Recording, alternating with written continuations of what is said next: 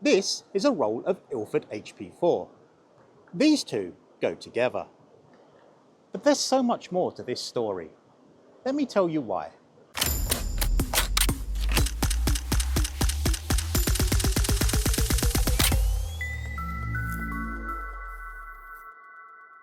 The X300 was my first real proper camera. I'd had SLRs before that. I had a Zenit and a Praktica, but this was the first time when I'd spent a significant sum of money on a more sophisticated camera. It's a great camera, it's a beautiful camera. It's quite a simple camera, and if you've seen my recent video on a digital FM2, why I think modern cameras are too complex, the link's in the description, you'll understand why I love this camera so much. But there's another part to this story. This isn't my original camera. This is my late father's camera. And I didn't know he had this camera until about a couple of years before his death. I'd come back from Ukraine, visited my father, and I was talking about photography. He obviously knew I was a professional photographer. And he said, "Oh, I want to show you this." And he pulled this out, and I'm like, wow, that's exactly the same camera I started with. When he died a couple of years ago, my brother found it amongst the belongings in his wardrobe. And he decided, to put it to one side and show it to me when I came over for the funeral. And I looked at it and I thought, that's in really, really good condition. I'll take it back to Ukraine after the funeral and maybe get some film. And life goes on. I went back to Ukraine, it was 2021. I never really did get round to buying a roll of film for it, but it sat on the shelf with my Zenit 11 as sort of a memory of my early photography journey. Then the war happened, and obviously my wife and I had to leave Odessa and come back. We literally left all our possessions in Odessa and we came to the UK to live until the war's over. 2.5, 3 years later, sadly, that war is still going on, but my wife returned to Odessa to check on our apartment last month, and she brought this back with her. I thought that it would be time to shoot some film on this camera. So I've got myself a couple of rolls of black and white 400 ISO film, 400 ASA for those that are old enough. I'm going to shoot some black and white images of my favorite location. I've posted images of this on my social medias and people have said, oh, check the sills, check the shutter, check everything. But I think that's kind of missing the point.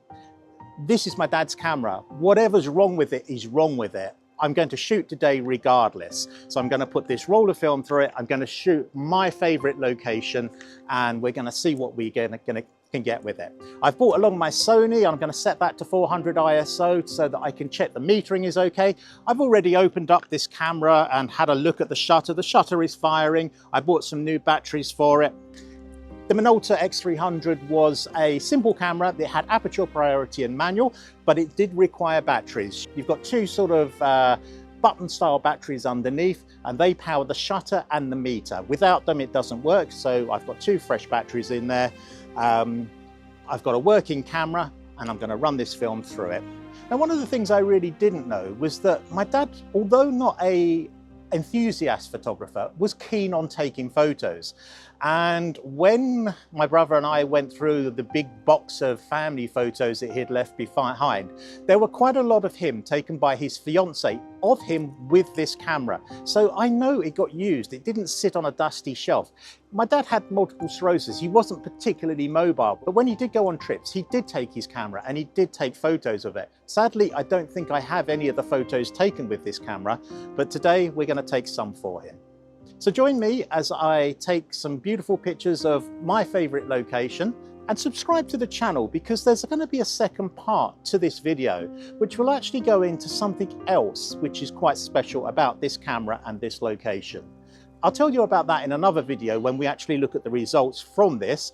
I'm going to get this sent off once I've shot it. I'm not going to get prints done. I'm going to have high resolution scans done and then we can look at them in Lightroom together and see how they came out. So I'm going to load a film for the first time in 20 years and I will see you on the side of the river we're shooting Durham Cathedral. So it's been a long time since I've actually done this.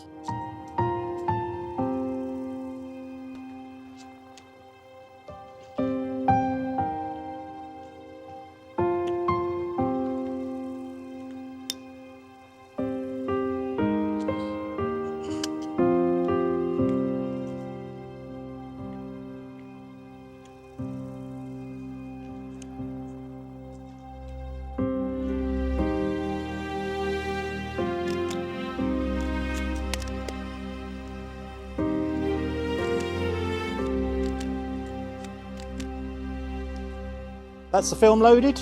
Let's go and shoot.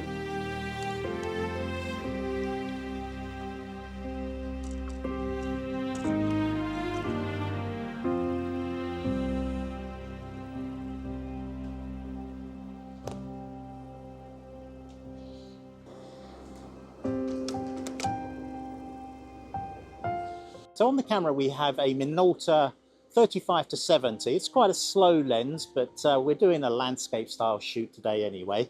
The camera has a Fresnel screen and a split screen for focusing. Now, one of the things that you struggle with in these sort of cameras, the viewfinder doesn't have a lot of lights. So it's quite a dark day today, and the numbers for the shutter speed and the aperture don't light up very brightly. So it's actually quite difficult to see, as opposed to the LCD screens that you get in mirrorless cameras. The other thing you have to remember, obviously, is to set your ISO dial, which on this one is here, and it's controlled through this little thing here. This is 400 ISO HP4 film, so I've got it set for 400 ISO. And I'm literally just matching up the indicators in the viewfinder with the set aperture. I've got the aperture set to f5.6, and I'm literally going to match the shutter speed to it. If I were to spin this dial round to the auto mode, that will put it in aperture priority, and that will allow me to set the aperture and the shutter will kick in automatically. But I want to do this manually.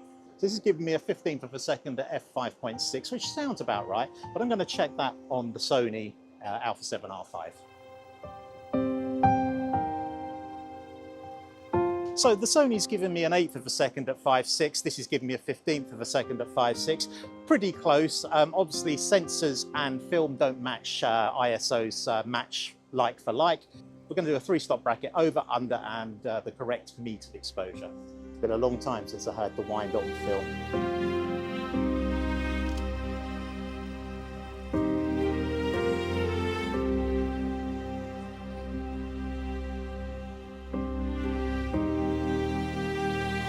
And it's really interesting shooting without all the aids. There's no level to check my horizon is straight.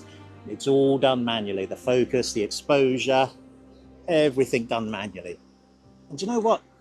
I love it. This is how I learned photography, and this is how photography should be learnt. If you want to take photography seriously,